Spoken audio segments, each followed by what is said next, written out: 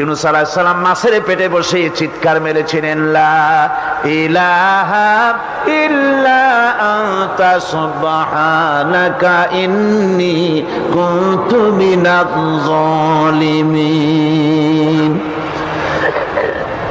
তিনি বলছিলেন, আয় আল্লাহ তাআলা, আমি তোমার প্রশংসা করছি, তুমি ছাড়া উপাস্য নাই, মাবুদ নাই। আমি তোমার পবিত্রতা ঘোষণা করছি, আমি তো জালিমদের অন্তর্ভুক্ত হয়ে গেছি। বাস এতটুকুন কথাই বলেছেন।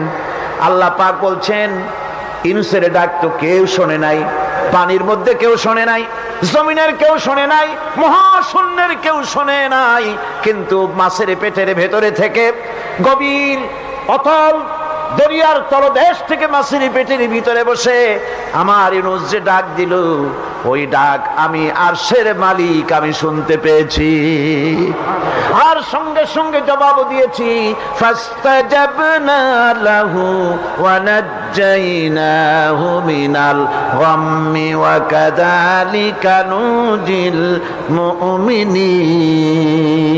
ডাকের সাড়া দিলাম, বিপদ দিয়া বাঁচায় দিলাম।